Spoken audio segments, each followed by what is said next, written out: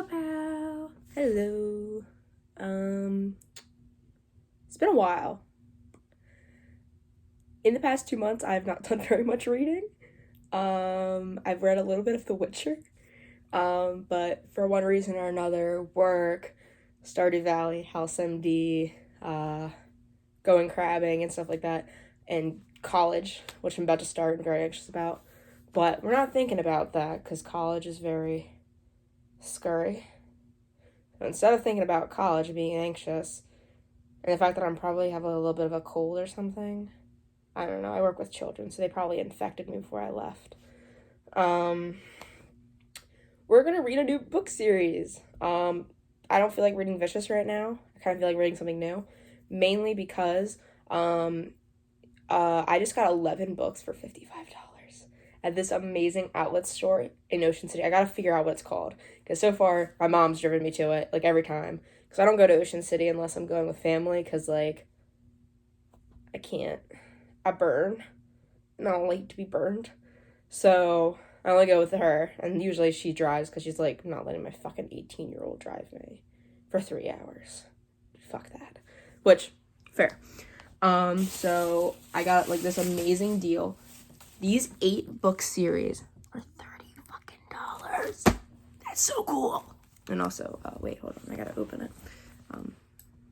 There's not a sharp object here.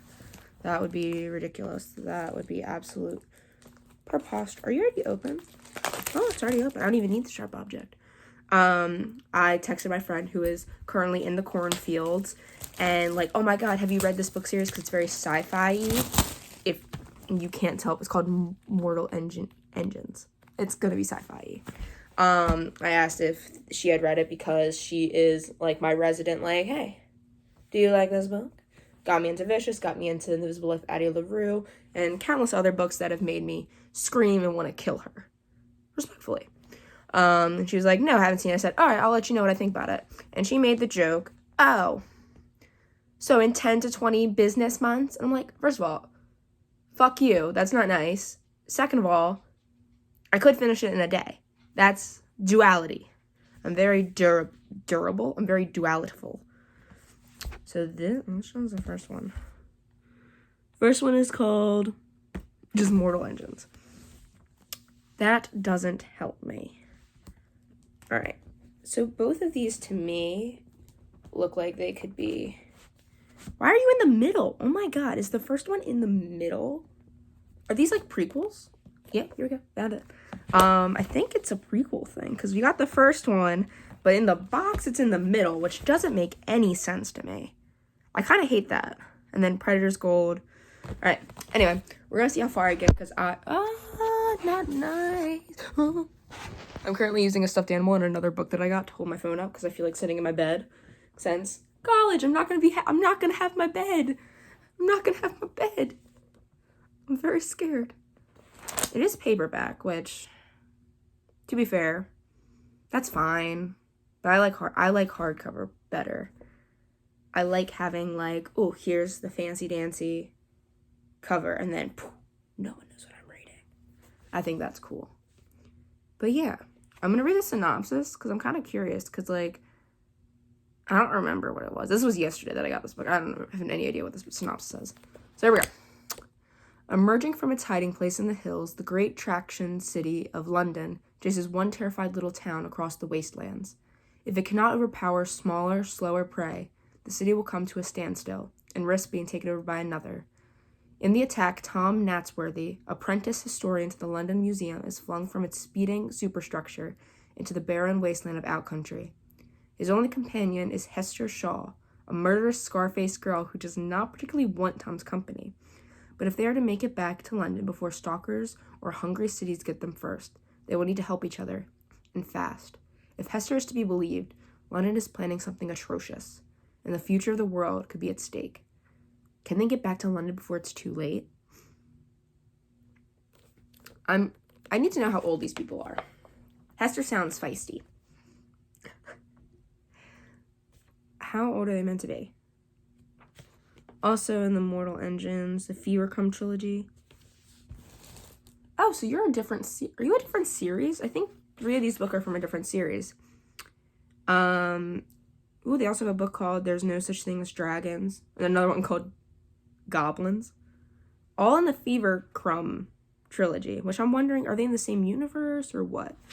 No, because it says the Mortal Engines Quartet 4, and then also in the World of Mortal Engines Night Flights, and then the Fever Crumb trilogy. Bit strange, but okay. I don't like how this is organized, but I'll read it.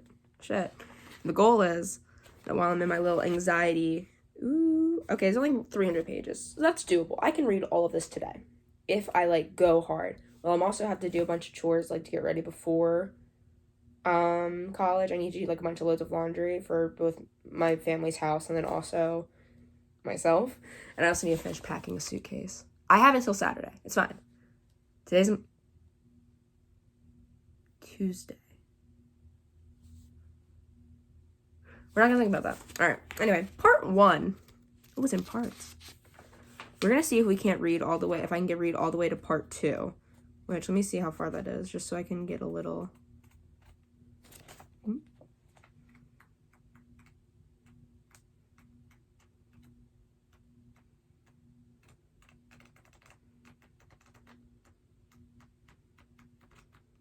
Is there a part 2? Or is that just like for this book? I think it is. I feel teased. Oh no, part 2 is on page 193. I don't think we're gonna get there in one reading because I'm already 6 minutes in, and in like about like half an hour, my first load of towels should be done. I have to go change those out. But we're gonna see. We're gonna see how I feel after when I get to page 50, or we'll just keep going because I'm really anxious. Instead of being anxious, I'm gonna read. So, first chapter, The Hunting Ground. It was a dark, blustery afternoon in spring, and the city of London was chasing a small mining town across the dried-out bed of the old North Sea. In happier times, London would never have bothered with such feeble prey. The great traction city has once spent its days hunting far bigger towns than this, ranging north as far as the edges of the ice waste and south to the shores of the Mediterranean. But lately, prey of any kind had started to grow scarce. Some of the larger cities had begun to look hungrily at London. For 10 years now, it had been hiding from them, skulking in a damp, monstrous western district that the Guild of Historians said had once been the island of Britain. For 10 years, it had eaten nothing but tiny farming towns and static settlements in those wet hills. Now, at last, the Lord Mayor had decided the time was right to take his city back over the land bridge and into the great hunting ground. It was barely halfway across when the lookouts on the high watchtower spied the mining town, gnawing at the salt flats 20 miles ahead. To the people of London, it seemed like a sign from the gods. Even the Lord Mayor, who didn't believe in gods or signs, thought it was a good beginning to the journey east, and issued the order to give chase. The mining town saw the danger and turned tail, but already the huge caterpillar? I don't feel like that's caterpillar. I feel like I'm losing it. This is also a science book, so I'm probably going to be like... That's going to happen. That's okay. No one needs to know how to read. Under London was starting to roll faster and faster. Soon the city was lumbering in pursuit, a moving mountain of metal that rose in 7 tiers like the layers of a wedding cake. Do you have wedding cakes in this civilization? If you're eating other civilizations, I don't know why you know what a wedding cake is. The lower levels wreathed in engine smoke, the villas of the rich gleaming white on the higher decks, and above it, all the cross on top of it, St. Paul's Cathedral glinting gold, 2,000 feet above the ruined earth. Tom was cleaning the exhibits in the London Museum's Natural History section when it started. He felt the telltale tremor in the metal floor and looked up to find the model whales and dolphins that hung from the gallery roof swinging on their cables with soft creaking sounds. He wasn't alarmed. He had lived in London for all his 15 years, and he was used to its movements. He knew that the city was changing course and putting on speed. A prickle of excitement ran through him. The ancient thrill of the hunt that all Londoners shared. There must be prey in sight. Dropping his brushes and dusters, he pressed his hand to the wall, sensing the vibrations that came rippling up the huge engine rooms down in the gut. Yes, there it was. The deep throb of an auxiliary motor's cutting in. Boom, boom, boom, like a big drum beating inside his bones. The door at the far end of the gallery slammed open, and Cudley Pomeroy came storming in, his toupee askew and his round face red with indignation. That's sad. That should have been easier to read. What in the name of quirk? He blustered, gawping at the gyrating whales and the stuffed birds jiggling and twitching in their cases as if they were shaking off their long captivity and getting ready to take wing again. Apprentice Nasworthy, what's going on here? It's all right, sir, said Tom. That's the same voice. It's a chase, sir. Tom, wondering how the deputy head of the Guild of Historians had managed to live abroad London for so long and still not recognize its heartbeat. It must be something good, he explained. They've bought all the auxiliaries online. This hasn't happened for ages. Maybe London's luck has turned. Pah! Snorted Pomeroy, wincing as the glass in the display case started to whine and shiver in sympathy with the beat of the engines.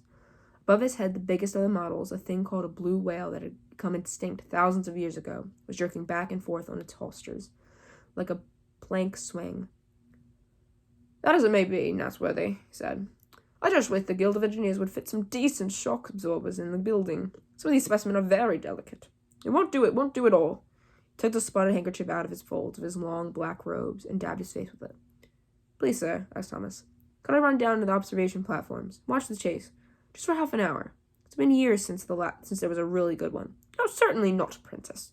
Look at all the dust that this wretched chase is shaking down. All the exhibits will have to be cleaned again and checked for damage. Oh, but that's not fair, cried Thomas. I've just dusted this whole gallery. He knew at once that he had made a mistake. Old Chudley Pomeroy wasn't bad, as guildsmen went, but he didn't like being answered back by a mere third-class apprentice. He drew himself up to his full height, which was only slightly more than his full width, and frowned so sternly that his guild mark almost vanished between his bushy eyebrows. Life isn't fair, Nasworthy, he boomed. Any more cheek from you and you'll be on the gut duty as soon as the chase is over. Of all the horrible chores a third-class apprentice had to perform, gut duty was the one Tom hated the most. He quickly shut up, staring meekly down at the beautiful buff toes of the chief corridor's boots. You were told to work in this apartment until 7 o'clock, and you will work until 7 o'clock. Pomeroy went on. Meanwhile, I shall consult the other curators about this dreadful, dreadful shaking. He hurried off, still muttering, Tom watching him go, then picked up his gear and went miserably back to work. Usually he didn't mind cleaning, especially not in this gallery with its animal, moth-eaten animals and the blue whale smiling its big blue smile. If he grew bored, he simply took refuge in the daydream in which he was a hero who rescued beautiful girls from air pirates, saved London from the Anti-Traction League, and lived happily ever after.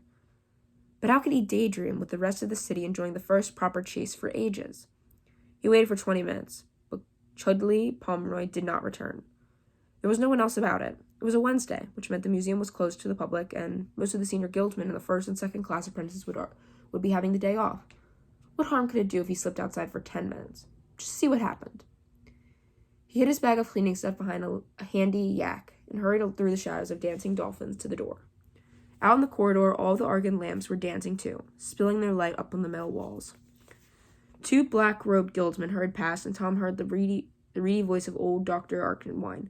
Vibrations, vibrations, it's playing Mary Hall with my 25th century ceramics. He waited until they had vanished around a bend in the corridor, then slipped quickly down the nearest stairway. He cut through the 21st century gallery, past the big plastic statues of Pluto and Mickey, animal-headed gods of the lost America.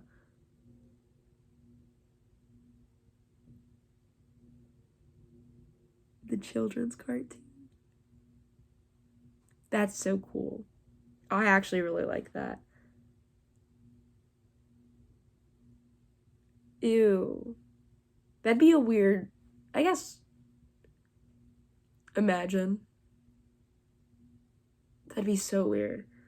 Now it's going to be Bluey. Bluey is now the animal-headed gods that we worship. Oh, great bandit and Chili and Bingo. Oh, Muffin, the god of mischief.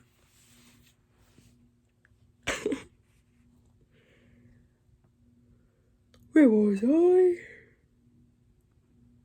He ran across the main hall and down galleries full of things that had somehow survived through all the millennia since the ancients destroyed themselves in that terrible flurry of orbit-to-earth antonomics and tailored virus. Freddy Fazbear as a god. That's going to be the next D&D campaign. That's going to be it. and tailored virus bombs called the 60-minute war. 2 minutes later, he slipped through a side entrance into the noise and bustle of Tottenham Court Road. The London Museum stood at the very hub of Tier 2, in a busy district called Bloomsbury. And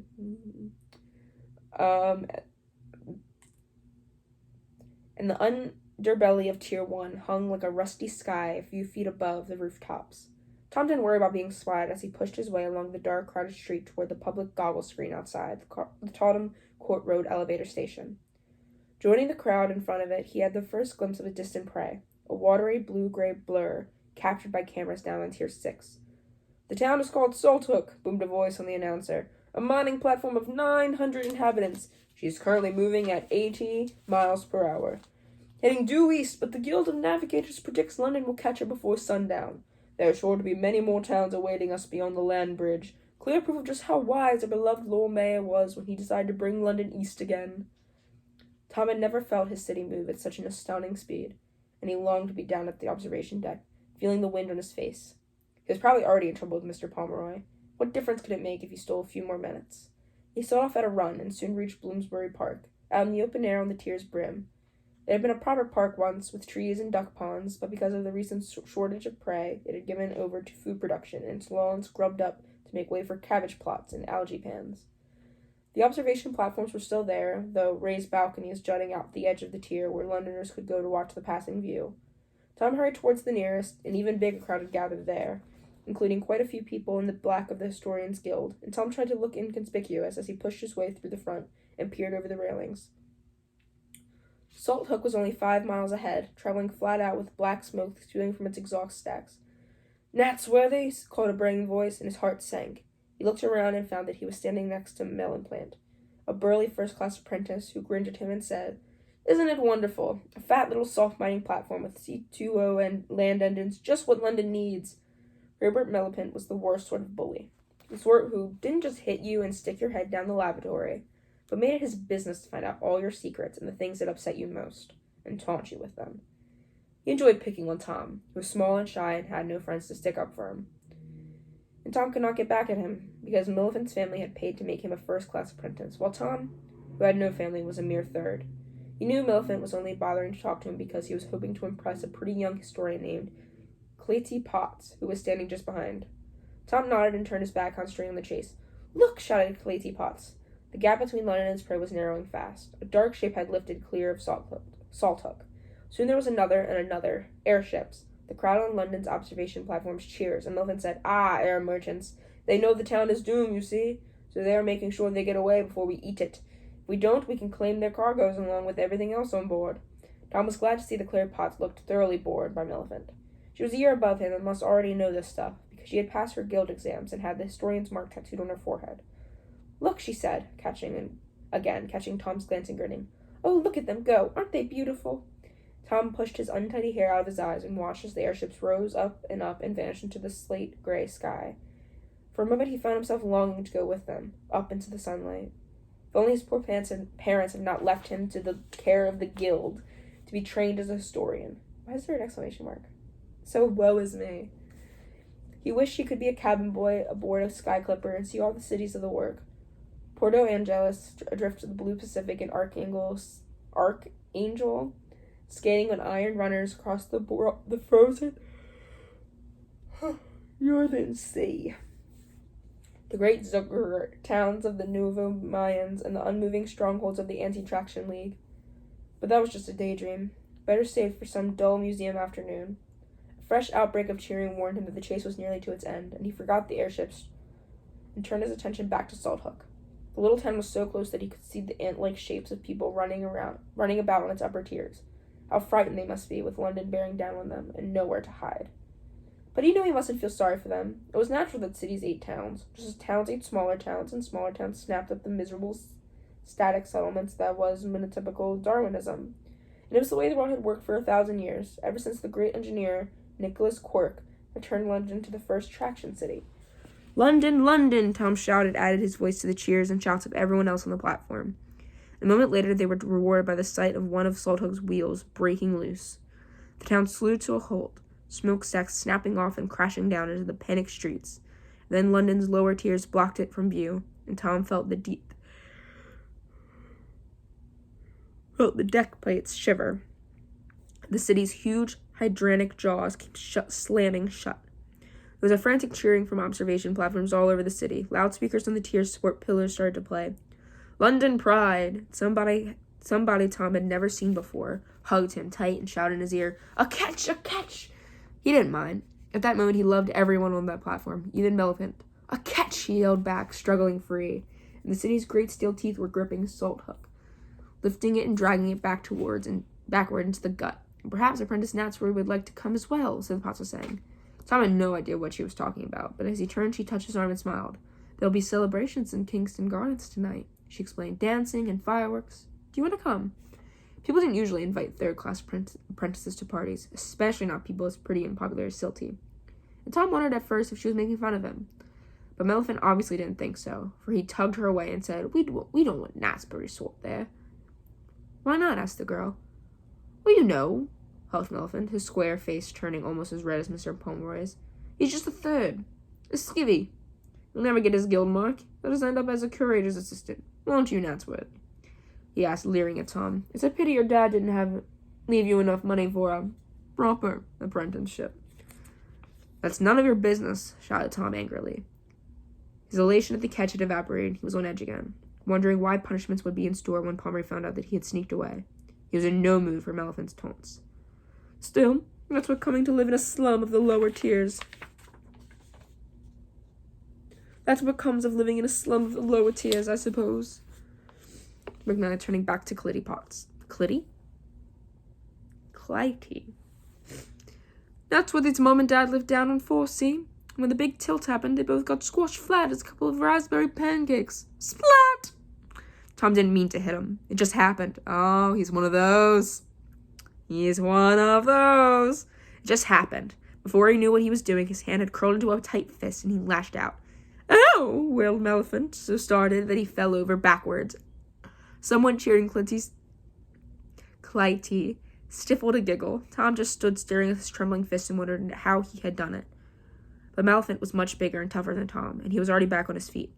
Clytie just tried to restrain him, but some other historians were cheering him on, and a group of boys with great tunics of apprentice navigators clustered close behind and chanted, "Fight! Fight! Fight!" Tom knew he stood no more chance against Millicent than Salt Hook had stood a chance against London. He took a step backwards, but the crowd was hemming him in. The Millicent's fist hit him on the side of his face, and Millicent's knees crashed up hard between his legs. He was bent double and stumbling away with eyes full of tears. Something as big and softly yielding as a sofa stood in his way, and he rammed his head against it and said, "Oof!" I'm assuming that's Millicent, who goes, "Oof!" He looked up into the round, red, bushy-eyebrowed face under an unconvincing wig, a face that grew even redder when it recognized him. "Natsworthy!" boomed Chudley Pomeroy. "What in Cork's name do you think you're playing at?" I like doing their silly little voices. I think all of, the adults talk the same of, "Natsworthy!" They're very much Dingleberg. That's how they talk. They're Scooby-Doo villains. I believe it in my heart. And so Tom found himself being sent off to do gut duty, while all the other apprentices were busy celebrating the capture of Salt Hook after a long, embarrassing lecture in Pomeroy's office. "Disobedience, Natworthy! Striking a senior apprentice! What would your poor parents have thought?" He trudged over to Tottenham Court Road station and waited for a down elevator. When it came, it was crowded. The seats in the upper compartment were packed with arrogant-looking men and women from the Guild of Engineers, the most powerful of the 4 great guilds that ran London. They gave Tom the creeps with their bald heads and their long, white rubber coats they wore. That's they're like lab. They're like lab people. Lord Mayor stared down at him from posters saying, "Movement is life. Help the Guild of Engineers keep London moving." Down and down went the elevator, stopped at all the familiar stations. Bakerloo, High Holborn, Low Holborn, Bethnal Green, and at every stop another crowd of people surged into the car, squashing him against the back wall, and so it was almost a relief to reach the bottom and step out into the noise and bustle of the gut. The gut was where London dismantled the towns it caught, a stinking sprawl of yards and factories between the jaws and the central engine rooms. Tom loathed it. It It was always noisy, and it was staffed by workers from the lower tiers who were dirty and frightening, and convicts from the deep-cut prisons who were worse. The heat down there always gave him a headache, and the sulphurous air made him sneeze, and a flicker of the argon globes that lit on the walkways hurt his eyes. But the Guild of Historians always made sure some of its staff were on hand when the town was being digested. And tonight he would have to join them and go about reminding the tough old foreman of the gut that any books and antiques aboard the new ketch were the rightful property of his guild, and that history was just as important as bricks and iron and coal. He fought his way out of the elevator in Terminus and hurried towards the Guild of Historians warehouse. Though tubular, not surfer's hawk. Corridors lined with green ceramic tiles and across metal catwalks high above the fiery gulfs of the digestion yard. We're sleeping. It looked tiny now, dwarfed by fiery gulfs of the digestion yard. Far below him, he could see Salt Hook being torn to pieces. It looked tiny now, dwarfed by the vastness of London. Big, yellow dismantling machines were crawling around it on tracks and swinging above it on cranes and clambering over it on hydraulic spider legs. Its wheels and axles had already been taken off, and work was starting on the chassis. Circular saws as big as Ferris wheels bit at the deck plates, throwing up plumes of sparks. Great blasts of heat came billowing from the furnaces and smelters, and before he had gone 20 paces, Tom could feel the sweat starting to soak through the armpits of his black uniform tunic. But when he finally reached the warehouse, things started to look a bit brighter. Saltwood had not had a museum or a library, and the small heaps that had been salvaged from the town's junk shops were already being packed into crates for their journey up to Tier 2. If he was lucky, he might be able to finish early and catch the end of the celebrations. He wondered which guildsman was in charge tonight. If it was old Arkengarth or Dr. Wayman, he was doomed. They always made you work your whole shift whether there was anything to do or not. If it was Potty Putrid or Miss Plim, he might be alright. But as he hurried toward the supervisor's office, he began to realize that somebody much more important than any of them was on gut duty tonight. There was a bug parked outside the office, a sleek black bug with the guild emblem painted on its engine, cowling, much too flash for any of the usual staff. 2 men in the livery of high-ranking guild staff stood waiting beside it. They were rough-looking types in spite of their plush clothes, and Tom knew at once who they were. Pusey and Gench, the reformed air pirates who had been the head historian faithful servants for 20 years, and who piloted the 13th floor elevator whenever he flew out on an expedition. Valentine is here, Tom thought, and he tried not to stare as he hurried past them up the steps. Thaddeus Valentine was Tom's hero, a former scavenger who had risen to become London's most famous archaeologist, and also its head historian, much to the envy and disgust of people. So I love little books where it's like, oh no, you're a little academic boy and you want to go on a little adventure. I love that. That's so cool. That's amazing. Also because it makes sense for them to know things and also to ask questions about like in-universe stuff. So this kid, him just being like, this is how the gut works. I don't know how the gut works. This 15-year-old, he does. And you better bet your ass he is happy to explain to me what the fuck the gut is and how it works. He's just so excited to share. Just like I'd probably be happy to share like anything that I knew if I lived in this world. If I lived in this world, I'd be like, let me tell you. You gotta put the coal in this area, the iron in this area, the wood in this area, the books in this area. Oh my goodness, it'd be like a sorting game. It'd be so much fun. Like Pomeroy, Tom kept a picture of him tacked to the dormitory wall above his bunk. He had read his books, Adventures of Practical Historians and America's Deserta, Across the Dead Continent with Gun, Camera, and Airship, until he knew them by heart. The proudest moment of his life had been when he was 12, and Valentine had come down to present the apprentices' end-of-year prizes, including the one Tom had won for an essay on identifying fake antiques. He still remembered every word of the speech the great man had made. Never forget, apprentices, that we historians are the most important guild in our city. We don't make as much money as the merchants, but we create knowledge, which is worth a great deal more. We may not be responsible for steering London like the navigators, but where would the navigators be if we hadn't preserved the ancient maps and charts? And as for the Guild of Engineers, just remember that every machine that have ever been developed is based on some fragment of old tech. Ancient high technology that our museum keepers have preserved, or our archaeologists have dug up. All Tom had been able to manage by way of reply was a mumbled, "Thank you, sir." But before he scurried back to his seat, so it never occurred to him that Valentine would remember him. But when he opened the door to the supervisor's office, the great man looked up from the desk and grinned. It's not worthy, isn't it? I don't think he remembers him. I think he was just like, wait, who's being sent here? Not worthy, that one. Oh, I gave him a reward? That's cool. So this guy's either, like, really good or really bad. I kind of want him to be really bad. I love, like, your childhood hero? He's the bad guy. He's the reason why you'll never be better. I want him to be, like, a product of the system. Like, oh, I rose above the ranks, so I'm better than you. I'm going to keep this position. That's what I want now. On page 16, I'm calling it. I want it to happen. If it doesn't happen, I'm going to convince myself it happened. I don't care. It happened. It's happening. That's what's happening. The apprentice who's so good at spotting fakes. I'll have to watch my step tonight or you'll find me out.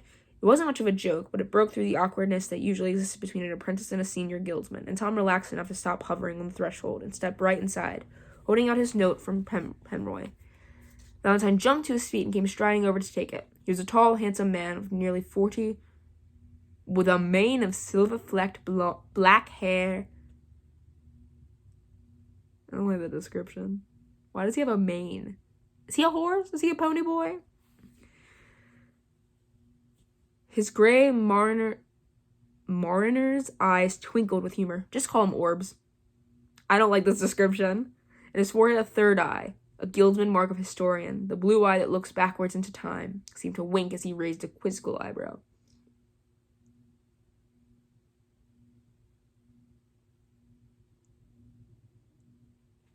Trying to raise one eyebrow. I can't do it. I'm not a very good flirt or a mariner's. I don't have a mariner's eye that twinkles with humor. I don't have it. Fighting, eh? What did Apprentice Melvin do to deserve a black eye? He was saying something about my mum and dad, sir, mumbled Tom. I see. The squire nodded, watching the boy's face. Instead of telling him off, he asked, Are you the son of David and Rebecca Natsworthy? Yes, sir, admitted Tom. But I was only 6 when the big tilt happened. I mean, I don't remember them. Valentine nodded again. His eyes were sad and kind. They were good historians, Thomas. I hope you'll follow in their footsteps. Oh, yes, sir. I hope so, too. He thought of his poor mom dead, killed when part of Cheapside collapsed into the top tier below. Nobody had ever spoken like that about them before. He felt his eyes filling with tears. He felt as if he could tell Valentine anything. Anything at all. And he was just on the point of saying how much he missed his parents and how lonely and boring it was being a third-class apprentice when a wolf walked into the office. It was a very large wolf and white, and it appeared through the door that led into the stockrooms. As soon as it saw Tom, it came running towards him, bearing its yellow fangs. Ah! He shrieked, leaping into the air. A wolf! Oh, do behave, a girl's voice. Is that Hester? Hester's got a wolf? Me oh my. Tickling the soft white ruff of fur under its chin, the fierce ambered eyes closed happily, and Tom heard its tail whisking against their clothes. Don't worry, she laughed, smiling at him. He's a lamb. He's a wolf, really, but he's as gentle as a lamb. Tom, said Valentine, eyes twinkling in amusement. Meet my daughter, Catherine, and dog. Tom, said Valentine. Oh, dog?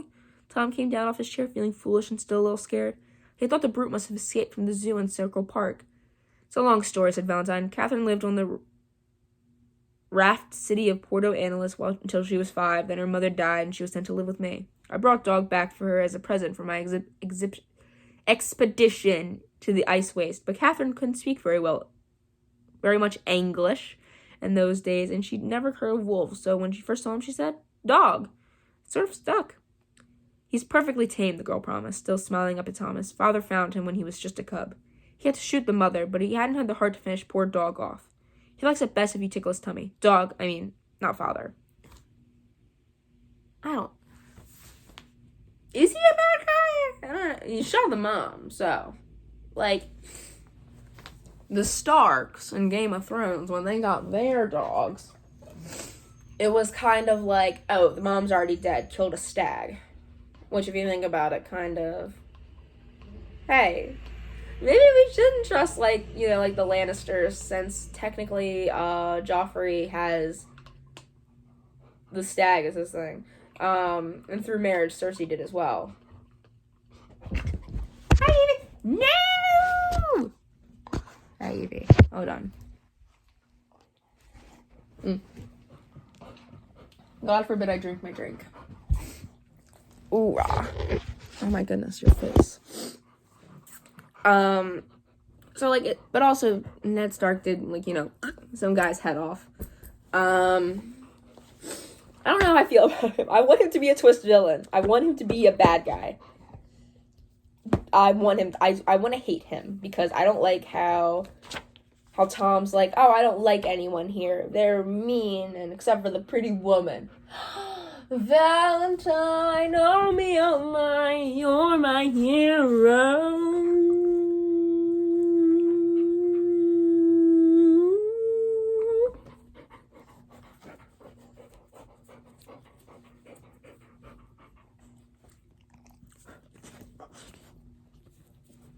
Do you want me to read to you, baby?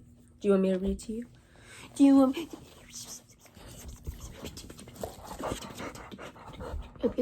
Yeah, lay down. Lay down. Get away from my phone. Lay down. Or don't. Be a problem. Okay, back where we were. What are you doing? Yeah, lay on the pillow. She has a pillow that she can use. She laughed. She had a lot of long, dark hair and her father's gray eyes, and she had the same quick, dazzling smile as she was dressed in the narrow silk trousers and flowing tunic that were all the rage in high London that summer. Tom gazed at her in wonder. He had seen pictures of Valentine's daughter, but he had never realized how beautiful she was. Look, she said. He likes you.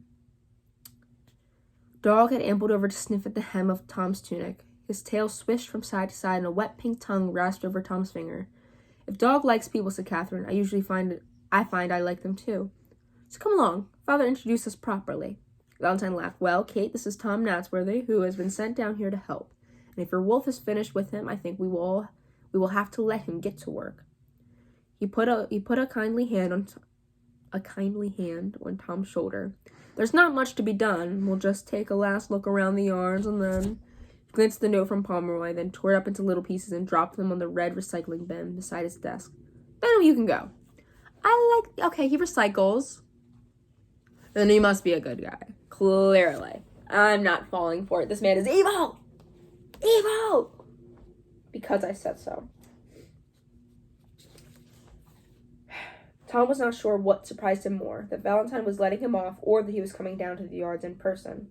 Senior guildsmen usually prefer to sit in the comfort of the office and let the apprentices do the hard work down in the heat and fumes.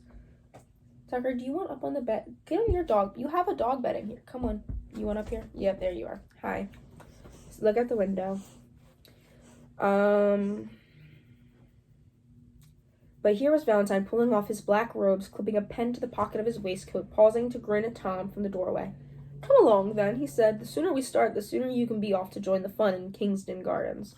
Down they went, and down with Dog and Catherine following down, past the warehouse and on down, twisting spirals. I feel like I'm reading wrong, but, like, it's what the words say. Maybe I'm wrong. I hope I'm wrong. This does not flow as nicely as I want it to. Metal stairs of digestion yards where Salt Hook was growing smaller by the minute. All that remained of it now was a steel skeleton, and the machines were ripping even that apart, dragging deck plates and girders away to the furnaces to be melted down. Meanwhile, mountains of brick and slate and timber and salt and coal were trundling off on a conveyor belt toward the heart of the gut, and skips of furniture and provisions were being wheeled clear by the salvage gangs. The salvage men were the true rulers of this part of London, and they knew it. They swaggered along the narrow walkways with the agility of tomcats, their bare chests shiny with sweat and their eyes hidden by tinted goggles.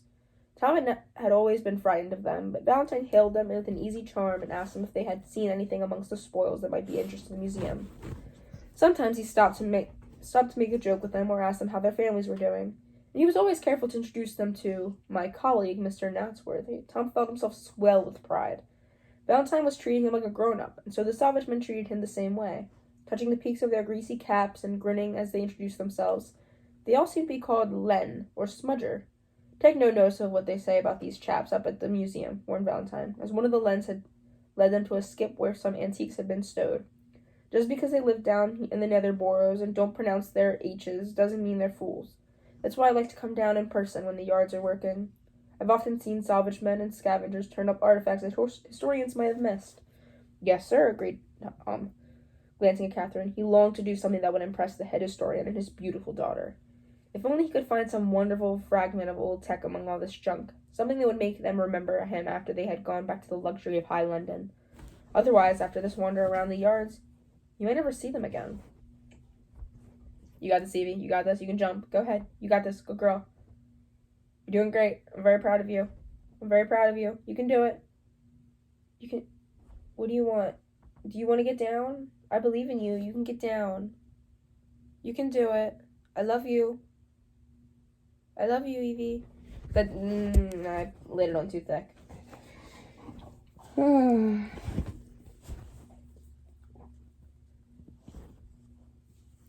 Hoping to amaze them, he hurried to the ship and looked inside. After all, old tech did turn up from time to time in small-town antique shops or in old ladies' mantelpieces. Imagine being the one to rediscover some legendary secret, like heavier-than-air flying machines, or pot noodles. Even if it wasn't something that the Guild of Engineers could use, it might still end up in the museum, labeled and preserved on a display case with a notice saying, "Discovered by Mr. T. Natsworthy." I imagine he would want it read in the same voice that the historians people use. He hopefully had the heap of salvage in the ship, shards of plastic, lampstands, a flattened toy ground car, a small metal box caught his eye. When he pulled it out and opened it, his own face blinked back at him, reflected in a silvery plastic disc. Mr. Valentine, look! A CD. You mean a C... You know? What the fuck? I'm checking... What? Your eyes. What big eyes you have. All the better to hunt you with. All the better to seek you out with. To kill you with. To kill you with. Yes, to kill you with. Yes, yes. I know it. Miss Valentine, look, a CD. SEEDY, a CD. Valentine reached into the box and lifted out the disc, tilting it so that the rainbow light darted across its surface. Quite right, he said. The ancients used these in their computers as a way of storing information. Could it be important? Asked Tom. Valentine shook his head. I'm sorry, Thomas. The people of the old days may only have lived in static settlements. But their electronic machines were far beyond anything London's engineers have been able to build. They can't figure out how to work a CD? I couldn't either. I'm not gonna lie. I couldn't either. I'm so sorry. I'm not loving you enough. The ancients used these in their... But their electronic machines were far beyond anything London's engineers have been able to build. Even if there is something stored on this disc, we have no way of reading it. But it's a good find. Keep hold of it, just in case. He turned away as Tom pulled the CD back in its box and slid it into his pocket. But Catherine must have sensed Tom's disappointment, because she touched his hand and said, It's lovely, Tom. Anything that has survived all those thousands of years is lovely, whether it's any use to the horrible old Guild of Engineers or not. I've got a necklace made of old computer disks. She smiled at him. She was as lovely as one of the girls in his daydreams, but kinder and funnier. Women can't be kind or funny. They're only meant to be pretty. That's why he only daydreams about the pretty one. Blah, blah, blah, blah, blah, blah, blah, blah, blah, blah, blah, blah. But kinder and funnier, and he knew that from now on, the heroines he rescued in his imagination would all be Catherine Valentine. Simp! There was nothing else of interest in the skip. Salt Hook had been a practical sort of town, too busy gnawing at the old seabed to bother about digging up the past. But instead of going straight back to the warehouse, Valentine led his companions up another staircase and along a narrow catwalk to the incomer station, where the former inhabitants were queuing to give their names to the clerk of admissions and be taken up to new homes in the hostels and workhouses of London. Even when I'm not on duty, he explained, I always make a point of going down to see the scavengers when we make a catch, for they have a chance to sell their finds to the Tier 5 antique markets and melt back into the old out country. There was always some scavengers aboard a catch, townless wanderers who roamed the hunting ground on foot. Scratching up pieces of old tech, Salt Hook was no exception. At the end of the long queue of dejected townsfolk stood a group more ragged than the rest, with long, tattered coats that hung down their ankles and goggles and dust masks slung out their grubby necks. Like most Londoners, Tom was horrified by the idea of people still actually lived on the bare earth. He hung back with Catherine and Dog, but Valentine went over to speak with the scavengers. They came clustering around him, all except one. a tall, thin, in a black coat. A girl, Tom thought, although he could not be for sure, because she wore a black scarf wrapped around her face, like the turban of a desert nomad. He stood near her and watched while Valentine introduced himself to the other scavengers and asked, "So, have any of you found anything the Historians Guild might wish to purchase?" Some of the men nodded, and some shook their heads. Some rummaged in their bulging packs. The girl in the black-headed scarf slid one hand inside her coat and said, "I have something for you, Valentine." She's gonna shoot him with a gun. She spoke so softly that only Tom and Catherine heard her. As they turned to look, she suddenly sprang forward, whipping out a long, thin-bladed knife. Oh. I guess a knife makes more sense. The gun would probably be, covered in dust. I'll pet you in 1 second. Let me flip the page. There was no time to think. Catherine screamed. Dog growled. The girl hesitated for a moment, and Tom saw his chance and threw himself forward, grabbing her arm as she drove the knife at Valentine's heart. She hissed, writhing, and the knife dropped to the deck as she twisted free and darted along the catwalk. "Stop her!" bellowed Valentine, starting forward, and the other refugees had seen the knife and were milling around in fright, bearing his way. Several of the scavengers had pulled out firearms, and an armored policeman came lumbering through the crowd like a huge blue bottle, shouting, "No guns allowed in London." Oh, so not like America. Makes sense. Damn Brits. Glancing over the scavengers' heads, Tom glimpsed a dark silhouette against the distant glare of furnaces. The girl was at the far end of the catwalk, climbing nimbly up a ladder to a higher level. He ran across her and snatched at her ankle as she reached the top. He missed by a few inches. In the same moment, a dart hissed past him. I thought it was a dart. He missed by a few inches. In the same moment, 2 more policemen were thrusting through the crowd with crossbows raised. Beyond them, he could see Catherine and her father watching him. "Don't shoot," he shouted. "I can catch her." How? He flung himself at the ladder and scrambled eagerly upwards, determined to be the one to capture the would-be assassin. He could feel his heart pounding with excitement. After all those dull years spent dreaming of adventure, suddenly he was having one. He had saved Mr. Valentine's life. He was a hero! The girl was already heading along the maze of high-level catwalks that led toward the furnace district. Hoping that Catherine could still see him, Tom set off in pursuit. The catwalk forked and narrowed in handrails only a yard apart below him. The work of the digestion yards went on regardless. No one down there had noticed the drama being played out above their heads. He plunged through deep shadows and warm, blinding clouds of steam, with the girl always a few feet ahead. A low duck caught her headscarf and ripped it off. Her long hair was coppery. Oh, of course, she's a redhead. He plunged through the deep, coppery in the dim glow of the furnaces, but Tom still couldn't see her face. He wondered if she was pretty, a beautiful assassin from the anti-traction lead. He's a whore! He's a horny 15-year-old. He ducked past the dangling headscarf and ran on, gasping for breath, fumbling his collar open. Down a giddy spiral of iron stairs and out from the floor of digestion yards, flashing through the shadows of conveyor belts and huge spheral gas tanks. A gang of convict laborers looked up in amazement as the girl raced by. "Stop her!" yelled Tom. They just stood gawping as she passed, but when he looked back, he saw that one of the apprentice engineers who had been supervising them had broken off his work to join the chase. Tom immediately regretted shouting out. He was going to give up his victory to some stupid engineer. He put on an extra spurt of speed so that he could be the one who caught her. He wants glory, Evie. Glory! Oh, so the cornfields will love him if he's, only out for glory. Even though I'm kind of meh to that kind of thing. I get it. I like it more so when they're like, I want information. I want knowledge. Not so much like I want to be known for this. Because I feel like that's more, noble. Is I want to know because that's probably why I like House MD, because he doesn't give a shit. He just wants to know. It's for him. He's doing his self-care. E-V. Just like how you chase ducks, even though you know for a fact you're never going to catch one. At least I hope you know that. It'd be kind of sad if you were genuinely I'm going to catch a duck. I'm going to catch the rabbit. You're not going to, honey. I don't think your breeding really. Ahead, the way was barred by a circular hole in the deck. Right. Ringed by rusty handrails, a waste chute scorched and blackened where clinker from the furnaces had been tipped down. The girl broke her pace for a moment, wondering what way to turn. When she went on, Tom had narrowed her lead. His outstretched fingers grabbed her pack. The strap broke and she stopped and spun to face him, lit by the red glare of the smelters. She was no older than Tom. She was hideous. A terrible scar ran down her face from forehead to jaw, making it look like a portrait that had been furiously crossed out. Her mouth was wrenched sideways as a permanent sneer. Her nose was smashed stump, and her single eye stared him out of the wreckage, as gray and chill as a winter sea. Why didn't you let me kill him? She hissed. He was so shocked that he couldn't move or speak, could only stand there as the girl reached down for the fallen pack and turned to run on. But behind him, police whistles were blowing and crossbow darts were sparking against the metal deck plates. In overhead ducts, the girl dropped the pack and fell sideways, gasping a filthy curse. Tom hadn't even imagined that girls knew such. I was right.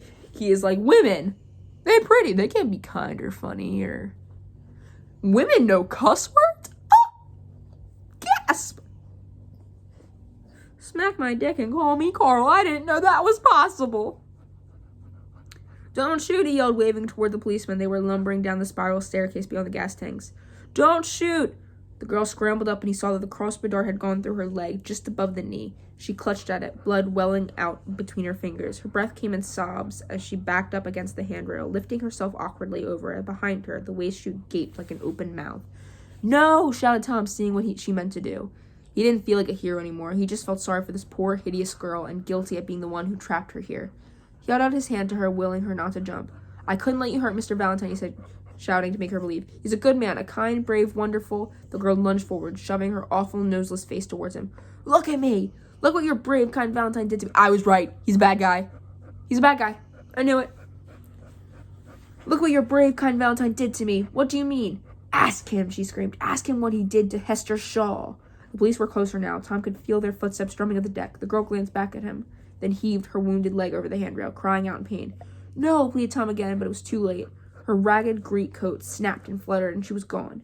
He flung himself forward and peered down the shadowed chute. A cool blast of air came up at him, mingled with the smell of mud and crushed vegetation, the smell of speeding earth beneath the city.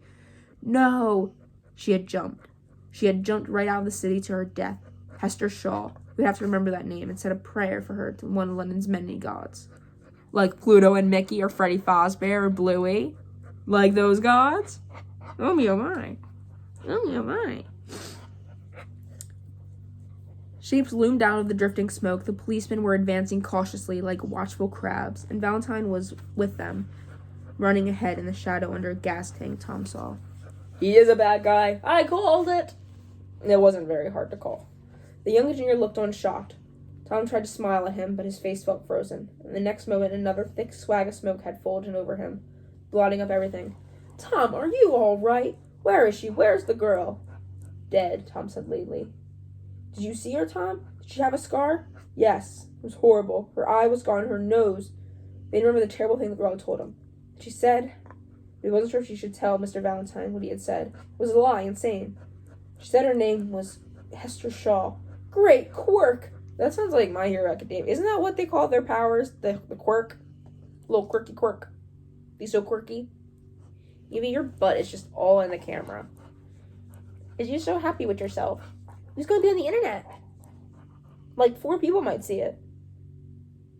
Yeah.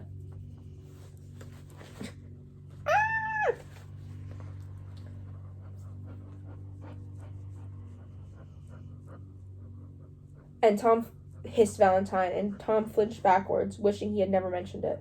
But when he looked up again, Valentine was smiling kindly at him, his eyes full of sorrow. Don't worry, Tom, he said. I'm sorry. Tom felt a big, gentle hand on his shoulder, and then... He was never quite sure how it happened. A twist, a shove, and he was pinching over a handrail and falling. I knew it! He was falling! He was pushed! Flailing wildly for a hold on the smooth metal at the brim of the waste chute. He pushed me, he thought, and it was more amazement that he felt than fear. The black throat swallowed him up from down the hole. Silence! Silence! He couldn't understand it. Even when London wasn't moving, there was usually some sort of noise in the dormitory. The whirl of ventilators, the hum and rattle of distant elevator shafts, the snores of other apprentices in the neighboring bunks. But now, silence. His head ached. In fact, all of him ached. His bunk felt strange, too, and when he moved his hands, there was something cold and slimy that oozed from between his fingers, like mud. He sat up, gasping. He wasn't in the third-class dormitory at all. He was lying on a great humpbacked mound of mud, on the edge of a deep trench in the thin, pearl-gray light of dawn. He could see the girl was in her with the ruined face sitting nearby. His horrible dream of sliding down that fire-blackened chute had been true. He had fallen out of London, and he was alone with Hester Shaw on the bare earth. He moaned in terror. The girl glanced quickly around at him and then away. You're alive, then, she said. Thought you died. She sounded as if she didn't too much care either way. I wouldn't either. I don't like you anymore. I'm on her side. She's capable. You're not. I like that you're kind of smart, but you're kind of dumb. Oh my goodness, Evie. Oh, my hand looked like the claw, like just. That's what my dogs see whenever I try to play with them. Evie, come here, right here. There you go. It's important that you see my face as I read. I don't know why. It just feels like it is. Tom scrambled up onto all fours so that only his knees and his toes and the palms of his hands were touching the mud. His arms were bare, and when he looked down, he saw that his bruised body was naked to the waist. His tunic lay on the mud nearby, but he couldn't find his shirt at all till he crawled closer to the scared girl the scarred girl. She's not scared, and realized that she was busily tearing into strips that she was using into a bandage for her wounded leg. "Hey, that's one of my best shirts." "So," she replied without looking up, "it's one of my best legs." He pulled his tunic on. It was tattered and filthy from his fall down the waist chute, full of rents that let the chill out. Country air, though. He hugged himself, shivering. "Valentine pushed me. He pushed me, and I fell down the shaft into the out country. He pushed me. No, he can't have. He must have been mistaken. I slipped, and he tried to grab me. That's what must have... Oh, my God, he's stupid. He's stupid. No." Hester Shaw finished her bandaging and stood up, grunting at the pain as she pulled her filthy, blood-stiffened breeches over the wound. Then she threw what was left of Tom's shirt back at him, a useless rag. "You should have let me kill him," she said, and turned away, setting off with a kind of furious limp up the long curve of the mud. Tom watched her go, too shocked and bewildered to move. It was only when she vanished over the top of the slope that he realized he didn't want to be left alone here. He would prefer any company, even hers, to silence. Oh, that would probably drive him nuts, because, he's not used to silence. What are you doing? Oh, my goodness. All right, what do you do? Evie, I'm going to need you to... Oh, my goodness. How's the view?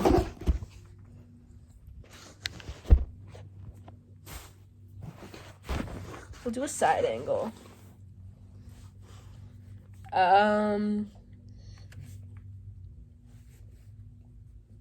He flung the torn shirt away and ran after her, slithering on the thick, clogging mud, stubbing his toes on fragments of rocks and torn up roots. The deep, sheer wall trench yawned as he left, and he reached the crest of the rise. He realized that it was just one of the 100 identical trenches, a huge track mark of London stretching ruler straight into the distance. Far, far ahead, he saw his city, dark against the bright eastern sky, wrapping in the smoke of its own engines. He felt the cold tug of homesickness. Everyone he had ever known was aboard that dwindling mountain. Everyone except Hester, who was stomping angrily after it, dragging her injured leg behind her. "Stop!" he shouted, half running, half waiting to catch her up. "Hester! Miss Shaw!" "Leave me alone," she snapped. "But where are you going?" "I've got to get back into London, haven't I? 2 years it took me to find it, trudging across the out country on foot, jumping aboard little townlets in the hope it would be London and scuff them out. And when I finally get there and find Valentine come down to strut around the yards, just like the scavengers told me he would, what happens? Some idiot stops me from cutting his heart out like he deserves." She stopped walking and turned to face Tom. "If you hadn't have shoved your oar in, he'd be dead. I'd have fallen down and died beside him, and I'd be at peace by now." Tom stared at her. Before he could stop himself, his eyes filled with stinging tears. He hated himself for looking like a fool in front of Hester Shaw. "You just met her." But he couldn't help it. The shock of what had happened to him, the thought of being abandoned out here overwhelmed him, and the hot tears flooded down his face and cut white runnels through the mud in his cheeks. Hester, who had been on the point of turning away, stopped and watched. As if she wasn't sure what was happening to him. "You're crying?" she said at last, gently sounding surprised. "Sorry," he sniffed. "I never cry. I can't. I didn't even cry when Valentine murdered my mom and dad." "What?" Tom's voice was all what? Tom wobbly from weeping. "Mr. Valentine would never do something like that. Catherine said he couldn't even bring himself to shoot a wolf cub. You're lying." "How come you're here then?" she asked, mocking him. "He shoved you out after me, didn't he? Just because you'd seen me." "You're lying," said Tom again, but he remembered those big hands thrusting him forward, remembered falling and the strange light that had shone in the archaeologist's eyes. "Well?" asked Hester. He pushed me," murmured Tom, amazed. Hester Shaw just shrugged as if to say, see? See what he's really like? And then she turned away and started walking again. Tom hurried oh my god, I guarantee you, the pretty girl, Catherine, she's probably evil too. She probably was like, I killed the mother. I was gonna kill the cub, but then I realized he was more useful alive. I guarantee it. I think she's evil too. I'll come with you. I've got to get back to London too. I'll help you. You? She gave a hissing laugh and spat on the mud at his feet. Thought you were Valentine's man. Now you want to help me kill him? Tom shook his head. He didn't know what he wanted. Part of him still clung to the hope that it was all a misunderstanding, and Valentine was a good and kind and brave. I don't like how many, like, bam, and. It doesn't feel, it sounds weird to me.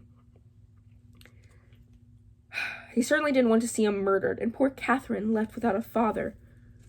Poor Catherine, the girl I just met. But I'm also running around with that other girl I just met, so c'est la vie. But he had to catch up with London somehow, and he couldn't do it alone. And anyway, he felt responsible for Hester Shaw. It was his fault that she had been wounded after all. I'll help you walk, he said. You're injured. You need me. I don't need anyone, she said fiercely. Is this a male author? Yep, Phillip. Yep, there it is. We'll go after London together, he promised. I'm a member of the Guild of Historians. They'll listen to me. I'll tell Mr. Pomeroy if Valentine really did do the things he said. The law will deal with him. The law? She scoffed. Valentine is the law in London. Isn't he the Lord Mayor's favorite? Isn't he the head historian? No. He'll kill me unless I kill him first. Kill you too, probably. Shing. Shing. She mimed a sword, driving it into Tom's chest. The sun was rising, lifting wreaths of steam from the wet mud. London was still moving, visibly smaller since the last time he looked. The city usually stopped for a few days when it had eaten. And some part of Tom's brain that was not quite numb wondered idly, where on earth is it going? But just then the girl stumbled and fell, her bad leg crumbling under her. Tom scrambled to help her. She didn't thank him, but she didn't push him away either. He pulled her arm around his shoulders and hauled her up, and they set off together, along the mud ridge following London's tracks into the east. Yeah.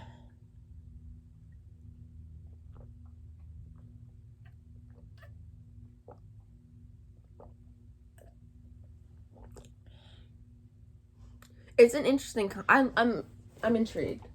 I'm only 30 pages in. I keep getting distracted. This is not great. After we reach those pages, I'm definitely gonna have to stop because it's been an hour. I'm gonna have to go check the laundry. 100 miles ahead, the sunrise shone on Circle Park, the elegant loop of lawns and flower beds that encircled Tier 1. It gleamed in ornamental lakes and on pathways glistening with dew. It glittered on the white metal spheres of Clio? It's C-L-I-O. Clio House, Valentine's Villa, that stood among dark cedars at the park edge, like some gigantic conch shell abandoned by the freak high tide.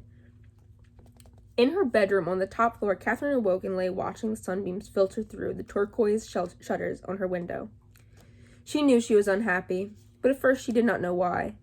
Then she remembered the previous evening, the attack in the gut, and how that poor, sweet young apprentice was chased after the assassin and got himself killed. She had been gone running after father, but by the time she reached the white waste chutes, it was over.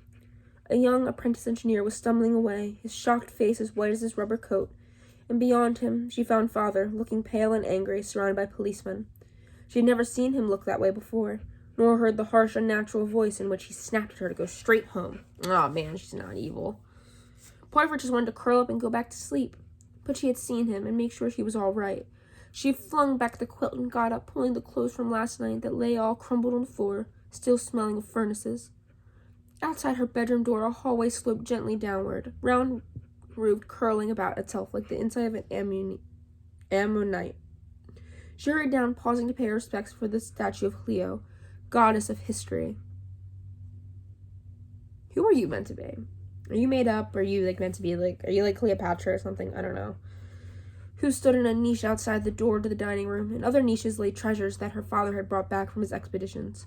Potsherds, fragments of computer keyboards, and the rustling of metal skulls of stalkers, those strange half-mechanical shoulders from a forgotten war. The cracked glass eyes started balefully at Catherine as she hurried by. Father was drinking his coffee in the atrium, the big open space at the center of the house. He was still in his dressing gown, his long face serious as he paced up and down between the potted ferns. A glance at his eyes was enough to tell Catherine that he had not slept at all. "Father," she asked, "what's happened?" "Oh, Kate," he came and hugged her tight. "What a night!" "That poor boy," Catherine whispered. "Poor Tom. Suppose they didn't find anything?" Valentine shook his head. The assassin dragged him with her when she was jumped. They were both drowned in the mud of the Owl country, or crushed beneath the tracks. "Oh," whispered Catherine. She sat down on the edge of the table, not even noticing Dog when he came padding in to rest his great head on her knee. Poor Tom, she thought. He had been so sweet, so eager to please. She had really liked him. She had even thought of asking Father about bringing him up to the work at the silo house, so she and Dog could get to know him better. Now he was dead. His soul fled down to the sunless country, and his body lay cold on the cold mud, somewhere in the city's wake. "The Lord Mayor isn't happy," said Valentine, glancing at the clock. "An assassin loose in the gut of London's first day back in the hunting ground? He's coming down here in person to discuss it. Will you sit with me while I wait for him? You can have some of my breakfast if you like. There's coffee on the table, rolls, butter. I have no appetite at all." Catherine had no appetite either. She glanced at the food and noticed a battered leather pack laying on the far side of the night, and its contents were sprayed around it like exhibits in a strange museum. A metal water bottle, a first aid kit, some string, a few strips of dried meat that looked tougher than the tongues of old boots, and a stained, crumpled sheet of paper with a photograph stapled to it. Catherine picked it up. It was an identity form, issued in a town called Stroll. Filthy and faded and coming apart along the creases, before she could study the writing, her eye was drawn to the photograph. She gasped. "Father, her face!" Valentine turned and saw her holding the paper and snatched it from her with an angry cry. "No, Kate! That is not for your eyes. It's not for anybody's eyes." He pulled out his lighter and carefully lit a corner of the form, folding it to the ashtray of his desk. As it burned, then he went back to his pacing, and Catherine sat and watched him in the 10 years since she arrived. In the 10 years since she arrived in London, Catherine had come to think of him as her best friend as well as her father. They liked the same things and laughed at the same jokes and never kept secrets from each other. But she could see that he was keeping something from her about this girl. She had never seen him so worried about anything. "Who is she, Father? Do you know her from one of your expeditions? She is so young and so—" "Whatever happened to her face?" There were footsteps. A knock at the door, and Pusey burst into the room. "Lord Mayor's on his way, Chief." "Already?" gasped Valentine. "Afraid so. Gatch just saw him coming across the park in his bug. Said he didn't look pleased." Valentine didn't look pleased either. He grabbed his robes from the chair where they had been flung and started to try to make himself presentable. Catherine stepped forward to help, but he waved her away. So she kissed him quickly on the cheek and hurried out with Dog trotting behind her. Through the big oval windows of the drawing room, she could see a white official bug pulling in through the gates of Cleo's home. A squad of soldiers ran through ahead of it, dressed in the bright red armor of the beef eaters?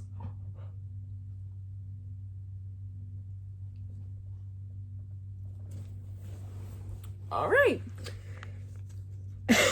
The Lord Mayor's personal bodyguard. They took up positions around the garden like ugly lawn ornaments as Gench and one of the other servants hurried forward to open the bug's glass-stick lid. "You got this, Evie. You got this. Good girl. Go ahead, go. You can get down. I know you know how to get down." Oh my goodness, this is the singular stuffed animal that you knocked over in your way. Go ahead.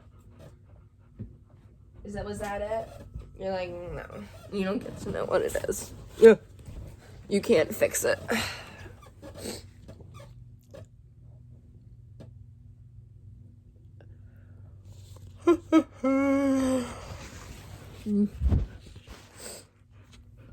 Here we go.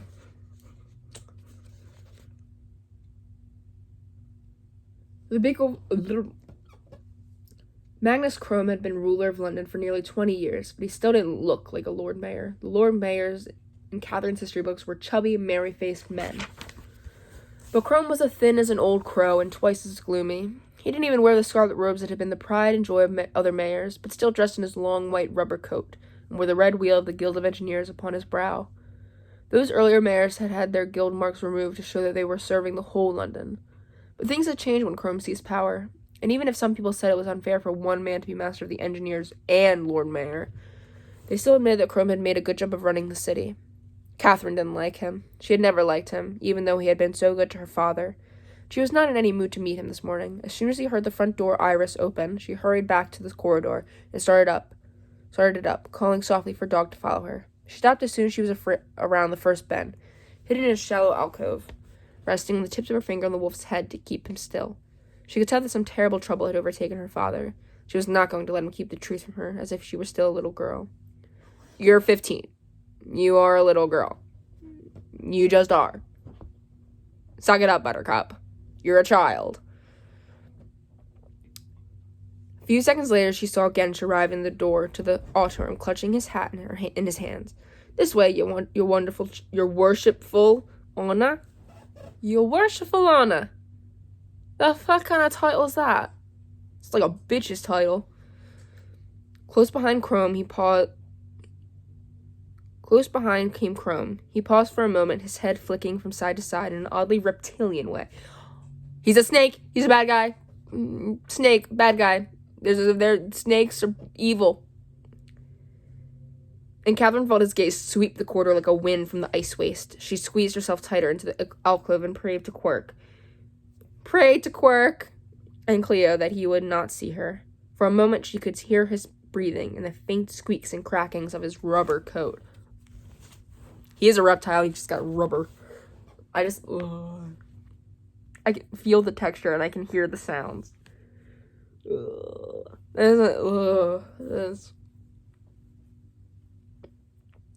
Then Gench led him to the atrium, and danger was past. With one hand firmly on Dog's collar, she crept back to the door and listened. She could hear father's voice and imagined him standing beside the ornamental fountain while his men showed Chrome to a seat. He started to make some polite comment about the weather, but the cold, thin voice of the Lord Mayor interrupted him. I have been reading your report of last night's escapade, Valentine. You assured me that the whole family had been dealt with. Catherine flinched away from the door as soon as it had burned her. How dare the old man talk to father like that? She did not want to hear any more, but curiosity got the better of her. She set her ear against the wood again. A ghost from the past, my father was saying. I can't imagine how she escaped, and Quirk alone knows where she learned to be so agile and cunning. But she's dead now. So was the boy who caught her. Poor Natsworthy. You're sure of that? They fell out of the city, Chrome. That means nothing. We are traveling over soft ground. They may have survived. You should have sent men down to check. Remember, we don't know how much the girl knew of her mother's work. If she were to tell another city that we have Medusa before we are ready to use it. I know, Valentine irritably. Catherine heard a chair creak as he flung himself down in it. I'll take the 13th floor elevator back and see if I can find the bodies. No, ordered Chrome. I have other plans for you and your airship. I want you to fly ahead and see what lies between London and its goal. Chrome, that is the job for a planning committee scout ship, not the elevate... No, snapped Chrome again. I don't want too many people to know where we are taking the city. They will find out when the time is ripe. Besides, I have a task in mind that only you can be trusted with. And the girl, asked Valentine. Don't worry about her, said the Lord Mayor. I have an agent who can be relied on to track her down and finish the job you failed to do. Concentrate on preparing your airship, Valentine. The meeting was at an end, and Catherine heard the Lord Mayor getting ready to leave, and hurried away up the corridor before the door opened, her mind whirling faster than one of the tumble dryers in the London Museum's Hall of Ancient Technology. Back in her room, she sat down to wonder about the things she had heard. She had hoped to solve a mystery, but instead it had grown deeper. All she was sure of was that father had a secret. He had never kept anything from her before. He always told her everything and asked her opinion and wanted her advice. But now he was whispering with the Lord Mayor about the girl being a ghost from the past, and some agent being sent back to look for her and do what? Could Tom and the assassin really still be alive? And why was the Lord Mayor packing father off on the reconnaissance flight amid such secrecy? And why didn't he want to say where London was going? And what on earth was Medusa? I don't know. All that day they struggled onward, trudging along in the scar that London had clawed through the soft earth on the hunting ground. The city was never out of their sight, but it grew smaller and smaller, more and more distant, pulling away from them toward the east, and Tom realized that it might soon be lost forever beyond the horizon. Loneliness wrenched at him. He had never much enjoyed his life as an apprentice historian, third class, but now his years in the museum felt like a beautiful golden dream. He found himself missing fussy old Dr. Arkin and pompous Chudley Pomeroy. He missed his bunk in the drafty dormitory and the long hours of work. He missed Catherine Valentine, although he had only known her for a few minutes. Sometimes, if he closed his eyes, he could see her face quite clearly. Her kind gray eyes, and her lovely smile. He was sure that she didn't know what sort of man her father was. Watch where you're going, snapped Hester Shaw, and he opened his eyes and realized that he had almost led her over the brink of one of the gaping track marks. On they went, and on, and Tom started to think that what he missed most about his city was the food. It had never been much the stuff they served in the guild canteen, but it was better than nothing, and nothing was what he had now. When he asked Esther Shaw what they were supposed to live on, she just said, "I bet you wish you hadn't lost my pack for me now. London boy. I had some good dried dog meat in my..." Yeah, do what you gotta do. In the early afternoon, they came across a few dullish gray bushes that London tracks had not quite buried, and Hester tore some leaves off and mashed them to a pulp between two stones. "They'd be better cooked," she says. They ate the horrid vegetable goo. "I had the makings of a fire in my pack." Later, she caught a frog in one of the deep pools that were already forming in the Trebon track prints. She didn't offer Tom any, and he tried not to watch while she ate it. He still did not know what to make of her. She was silent mostly, and glared so fiercely at him when he tried to talk to her that he quickly learned to walk in silence too. But sometimes, quite suddenly, she would start talking.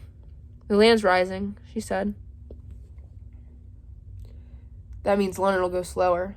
It would waste fuel going full speed on an uphill stretch." Then an hour or two later, "My mom used to say traction cities are stupid. She said there was a reason for them 1,000 years ago when there were still those earthquakes and volcanoes and the glaciers pushing south. Now they just keep rolling around and eating each other because people are too stupid to stop them." Tom liked it when she talked, even though he did not think what her mom sounded like. Did think that her mom sounded like a dangerous anti-tractionist, but when he tried to keep the conversation going, she would go quiet again, and her hand would go up to hide her face, and it was as if there were two Hesters sharing the same thin body. One a grim avenger who thought only of killing Valentine, the other a quick, clever, likable girl whom he sometimes sensed peeking out at him from behind that scarred mask. He wondered if she was slightly mad. It would be enough to send anyone mad, seeing your parents murdered. "How did it happen?" he asked her gently. "I mean, your mom and dad. Are you sure it was Valentine who..." "Shut up and walk." I like her. "Shut up and walk. This isn't a social visit. You're fucking here on accident. I didn't ask for you to be here." But long after dark, as they huddled in a hollow of the mud to escape the chill night wind, she suddenly started telling him her story. "I was born on the bare earth," she said, "but it wasn't like this. I lived on Oak Island on the far west. It used to be a part of the hunting ground once, but the earthquakes drowned all the land around and made an island off it. Too far offshore for any hungry city to attack, and too rocky for the amphibious towns to get at. It was lovely, green hills and great outcrops of stone, and the streams running through tangly oak woods, all gray with lichen, the trees shaggy with it, like old dogs." Tom shuddered. Every Londoner knew that only savages lived on the bare earth. "For a nice firm deck plan under me," he said, but Hester didn't seem to hear him. The words kept spilling out of her twisted mouth as she had no choice in the matter. There was a town there called Dunroman. It was a mobile once, but the people got sick of running all the time from bigger towns, so they floated across the Oak Island and took its wheels and engines off and dug it into the hillside. It's been sitting there 100 years or more, and you'd never know it used to move at all. "But that's awful," Tom gasped. "It's downright anti-tractionist." "My mom and dad lived down the road away," she went on, talking straight over him. "As she should, you're being annoying. They had a house on the edge of the moor where the sea comes in. Dad was a farmer and Mom was a historian. Like you. Only a lot cleverer than you. Of course, she flew off each summer in her airship digging for old tech, but in the autumn she'd come home.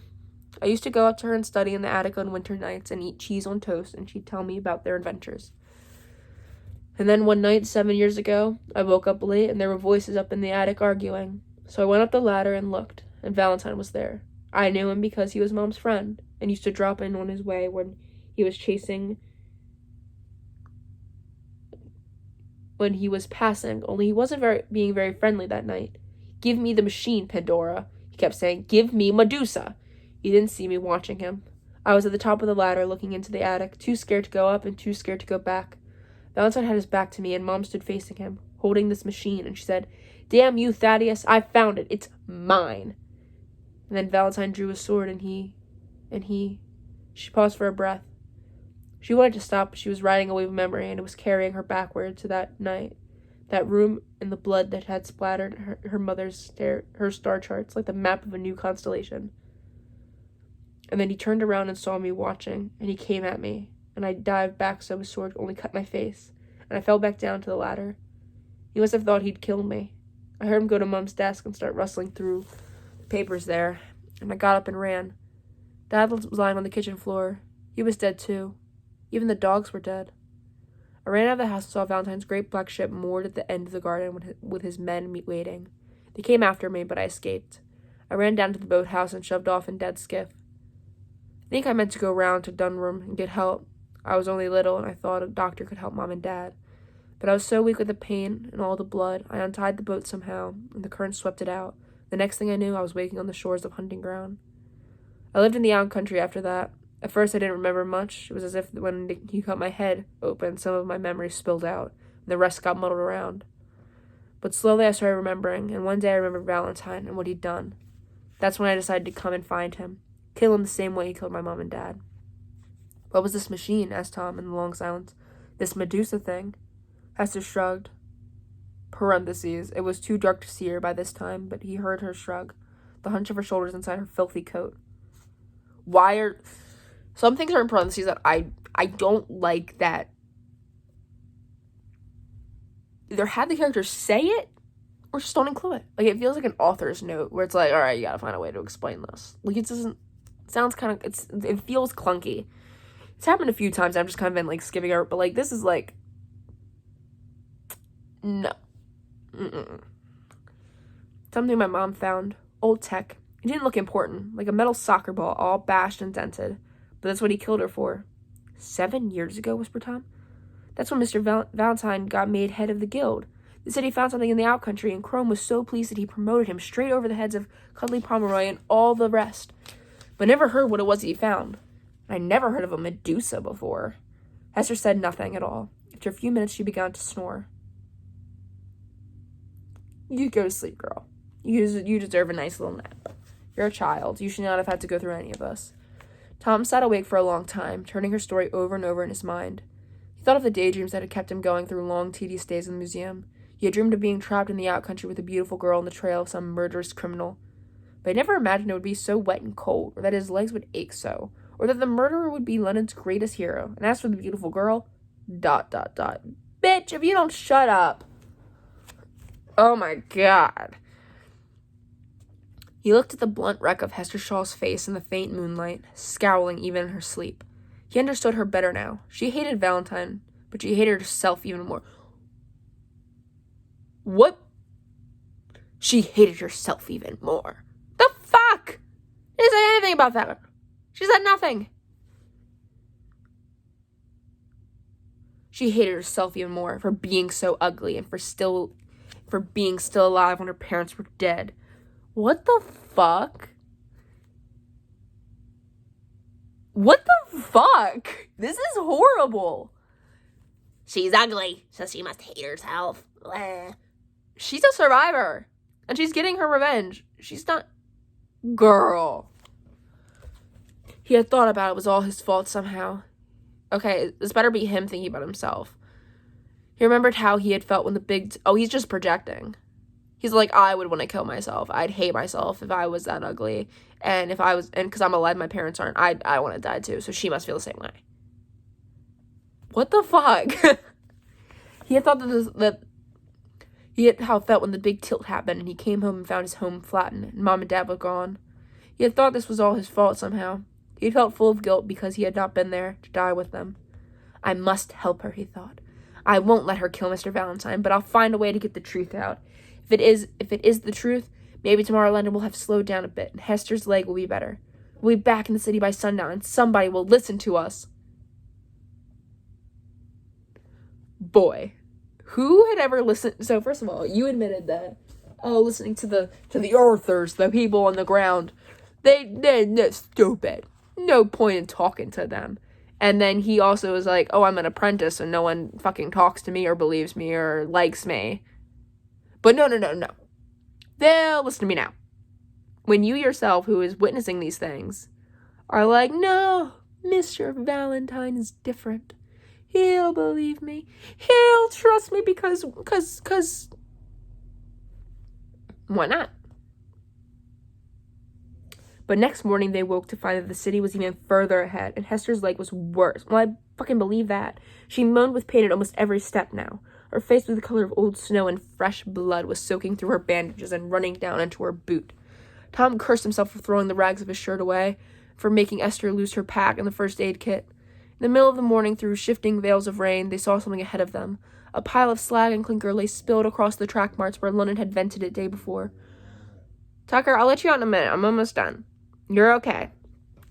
Leonard had vented it to the day before. Drawn up beside it was a strange little town, and as they got closer, Hester and Tom could see the people were scrambling up and down the spoil heap, sifting out collops of melted metal and fragments of unburnt fuel. The sight gave them hope, and they pressed forward faster. By early afternoon, they were walking under the shadow of the town, its huge wheels, and Tom was staring up in amazement as it singled here. It was smaller than a lot of the houses in London, and appeared to only have been built out of wood by someone whose idea of good carpentry was to bang a couple of nails in it and hope for the best. Behind the shed-like town hall rose the huge crooked chimneys of an experimental engine array. "Welcome," shouted a tall, white-bearded man, picking his way down the clinker heap, grubby brown robes flapping. "Welcome to Speedwell. I am Ormy Wayland, mayor. Do you speak English?" Hester hung back suspiciously, but Tom thought the old man looked friendly enough. He stepped forward and said, "Please, sir, we need some food and a doctor to look at my friend's leg." "I'm not your friend," hissed Hester Shaw, "and there's nothing wrong with my leg." But she was white and trembling, and her face shone with sweat. "No doctor in Speedwell, anyway," laughed Wayland. "Not one. And as for food, well, times are hard. Do you have anything you can trade?" Tom patted his pockets of his tunic. He had a little money, but he didn't see what use London money would be on Orm Wayland. When he touched something hard, it was the CD he was found in the gut. He pulled it out and looked wistfully at it for a moment before he handed it to the old man. He had been planning to make a present of it to Catherine Valentine one day, but now food was more important. Pretty, very prettily. Not a lot of use, but worth a few nights' shelter and a bit of food. It's not very good food, mind, but it's better than nothing. He was right. It wasn't good, but Tom and Hester ate greedily anyway, and then held out their bowls for more. "It's made from algae, mostly," explained Orm Wayland, as his wife slopped out second helpings of the bluish muck. "We grow it in vats down under the main engine room. Nasty stuff, but it keeps the body and soul together when picking is thin. Between you and me, pickings have never been thinner. That's why we were so glad to come across this mound of trash we're scraping through." Tom nodded, leaning back in his chair and looking through the Wayland's quarters. It was a tiny, cheese-shaped room. Cheese-shaped? Why not just say circle? Or tubular? But then Orm Wayland was not exactly what he would have expected of a mayor. The shabby old man seemed to rule over a town composed mainly of his own family, sons and daughters, grandchildren, nieces, nephews, and the husbands of wives that they had met on passing towns. But Wayland was not a happy man.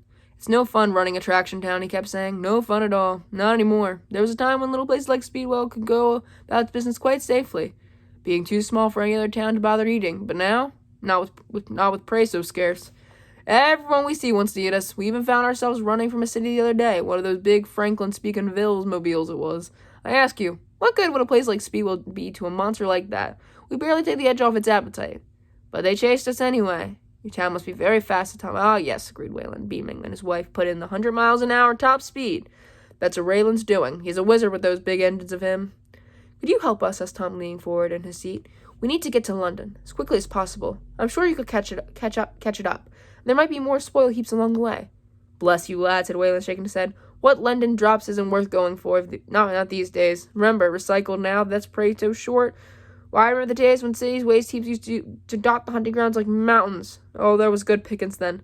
Not anymore. Besides," he said with a shudder, "I wouldn't take my town too close to London or any other city. You can't trust them these days. They turn around and snaffle us like as not. Chomp." No. Tom nodded, trying not to show his disappointment. He glanced at the Hester, but her head was hanging down, and she seemed to be asleep or unconscious. He hoped it was just the effects of her long walk and her full stomach. But as he stared up to check at her, she was not right. Wayland said, "I tell you what, though, lad. We'll take you to the cluster." "To the what?" "To the trading cluster. It's gathering of small towns a couple days' run southeast of here.